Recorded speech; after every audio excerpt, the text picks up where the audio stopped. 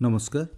आकाशवाणी कटक आंचलिक संवाद पढ़ुछंती सत्यव्रत बेहुरा। प्रधानमंत्री नरेंद्र मोदी आज आभासी जरिया प्रधानमंत्री किसान सम्मान निधि योजनार 18तम किस्ती प्रदान करेंगे। देशर 9,40,00,000 कृषकों प्रत्यक्ष सुविधा हस्तांतर माध्यम 2,000 टंका लेखाएं सहायता राशि दिज्व। राज्यर 30 लाख ऊर्ध्व हिताधिकारी पीएम किसान योजनार लाभ पाइबे।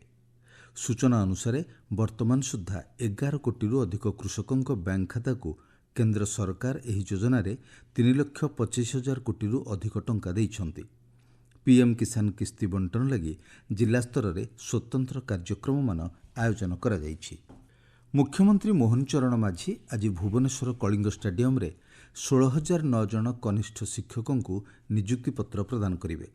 विद्यालय और गणशिक्षा विभाग द्वारा आयोजित होगा एक स्वतंत्र कार्यक्रम रे मुख्यमंत्री नवनियुक्त शिक्षक शिक्षयित्री माननकु गुणात्मक शिक्षादान निमंते मार्गदर्शन कराइबे। कार्यक्रम रे केंद्र शिक्षा मंत्री धर्मेंद्र प्रधान, उपमुख्यमंत्री कनकवर्धन सिंहदेव, विद्यालय और गणशिक्षा मंत्री नित्यानंद गंड एवं उच्चशिक्षा मंत्री सूर्यवंशी सूरज प्रमुख जोगदेवे। पुरी रे चलित वर्ष कार्तिक मासरे हबिष्याळी मानक व्रत पई आसंता काली ठारू ऑनलाइन माध्यम रे पंजीकरण आरंभ हेबो। पंजीकरण आसंता 11 तारिख पर्यंत चलिबो। हबिष्याळी मानकर रहणी सहित महाप्रसाद सेवन पई प्रशासन पक्षरु व्यवस्था करा जाइछि। चलित वर्ष हबिष्याळी योजना रे 2,500 जन पंजीकरण करि परिबे। वेबसाइट edistrict.odisha.gov.in माध्यम रे पंजीकरण करा जाई परिबो। जिला एवं पौरांचल रास्ताघाट और जलजोगाण समस्यार निर्धारित समय मध्य समाधान करने लगी गतकाली राजस्व और विपर्यय परिचालना विभागर एक बैठक उपमुख्यमंत्री कनकवर्धन सिंहदेव अध्यक्षतार भुवनेश्वर ठारे अनुष्ठित हो जाइछि। झारसुगुड़ा और ब्रजराजनगर सहरांचल सामूहिक विकास और सुवर्णपुर जिलार नुआ बस स्टाण्डर संप्रसारण कार्य त्वरान्वित करने संपर्क में बैठक में आलोचना होइथिला। राजस्व और विपर्यय परिचालना मंत्री सुरेश पुजारी समेत अन्य विभागीय अधिकारी उपस्थित थिले। कलाहांडी जिला स्तरीय कपा क्रय कमिटी बैठक जिलापाल सचिन प्रकाश अध्यक्षतार अनुष्ठित हो जाइछि। कपा चाषी माने जेभली सुविधारे मंडी को कपा नहीं बिक्री करिपरिबे बैठक में से संपर्क में आलोचना होइथिला। आसंता नवेम्बर मास 26 तारिख में कपा मंडी खोलिबा नहीं निष्पत्ति होइछि। राज्यर सबु जिले में साइबर थाना स्थापन करने संपर्कित एक मामलार शुणाणी करी ओडिशा हाईकोर्ट राज्य सरकार स्पष्टीकरण मागिछंती।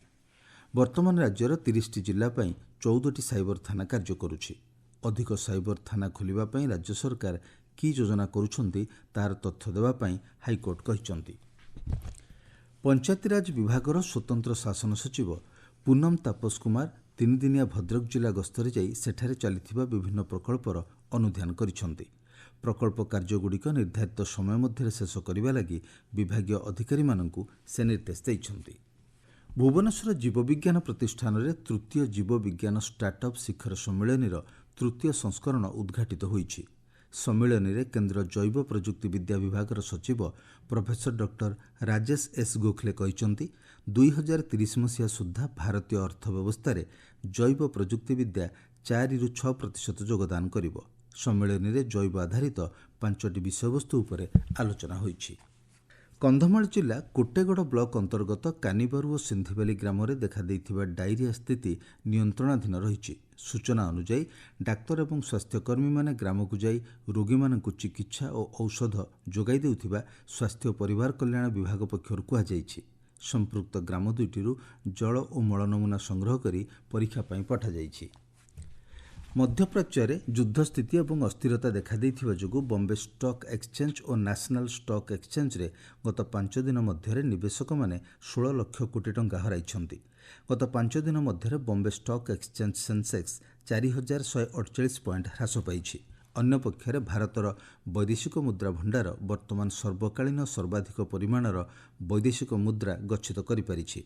देशर वैदेशिक मुद्रा भंडारर मूल्य वर्तमान 70,489 कोटी अमेरिकीय डॉलर स्तर को छुईंछि।